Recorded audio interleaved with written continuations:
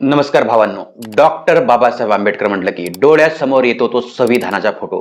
पण मला सांगा, जर मी तुम्हाला सांगितलं की आज आपण जे पाणी पितो, ज्या नद्यांवर धरण उभी आहेत आणि आपल्या खिशातले जे पैसे आहेत, यामागे एक माणूस आहे, ज्याने कित्येक वर्षापूर्वीच या गोष्टीचा प्लॅन केला होता. आज आपण बाबासाहेबांच्या आयुष्यातल्या तो इंजिनियर आणि अर्थतज्ञ भाग उलगडणार आहोत, जो इतिहासाच्या पुस्तकात तुम्हाला फारसा सापडणार नाही. विषय एकदम हटके आहे. आज तुम्हाला बाबासाहेब नव्या नजरेतून बघायला मिळतील. आपल्याला वाटतं साहेब फक्त कायद्यात हुशार होते, पण मित्रांनो, साहेब जगातील टॉपच्या अर्थतज्ञांपैकी एक होते. त्यांनी त्यांच्या PhD मध्ये the evolution of provincial finance in British India हा विषय घेतलेला होता. म्हणजे काय, तर सरकारचा पैसा कसा खर्च व्हावा, राज्यांचा वाटा किती असावा, हे साहेबांनी तेव्हाच मांडले होते. आजच्या सेंट्रल बँकचा म्हणजे RBIचा जो पाया आहे, तो बाबासाहेबांच्या द प्रॉब्लेम ऑफ रुपी या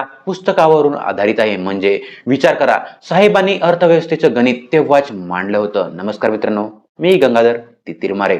आता एक धक्कादायक माहिती सांगतो. आज भारताचे जे जलसंधारण धोरण आहे, त्याचं बीज कोणी पेरलं? बाबासाहेबांनी 1942 ते 1946 दरम्यान ते कामगार मंत्री असताना त्यांनी सांगितलं की पाणी हे नशिबावर सोडू नका, ते इंजिनिअरिंगचा सोडा. दामोदर व्हॅली, हिराकुंड धरण, भाकरा नांगल या प्रकल्पाच्या मागे बाबासाहेबांच्या दूरदृष्टीचा हात होता. या साहेबांचा माहित होतं की जर भारताला सुपर पॉवर बनवायचे असेल तर वीज आणि पाणी दोन गोष्टींवर काम करावे लागेल. ही माहिती तुम्हाला माहित होती का?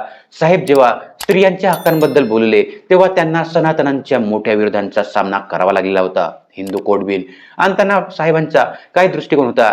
त्यांना स्त्रियांना फक्त संपत्तीत वाटा नको होता, त्यांना सन्मानाने जगण्याचा अधिकार द्यायचा होता. आज आपण जी सन्मानतेची गोष्ट करतो, तिचं पाऊल साहेबांनी 60 वर्षापूर्वीच उचललेलं होतं. साहेबांनी राजीनामा का दिला? कारण त्यांना स्त्रियांच्या हक्कांवर तडजोड मान्य नव्हती. हा ॲटिट्यूड महत्वाचा आहे मित्रांनो. आज आपण जेव्हा IIT किंवा मोठ्या सरकारी संस्था बघतो, तेव्हा लक्षात येतं की साहेबांनी शिक्षणाला जे महत्त्व दिलं ते कशासाठी? त्यांना माहित होतं की जोपर्यंत सामान्य माणूस टेक्नॉलॉजी आणि विज्ञान शिकणार नाही, तोपर्यंत देश गुलामीच्या बाहेर येणार नाही. त्यांनी भारताच्या औद्योगिक धोरणांचा जो मसुदा तयार केला, तो आजही अनेक तज्ञांसाठी अभ्यासाचा विषय आहे. तर विषय असा आहे मंडळी, बाबासाहेब हे फक्त एका जातीचे नेते नव्हते, ते या आधुनिक भारताचे आर्किटेक्ट्स होते.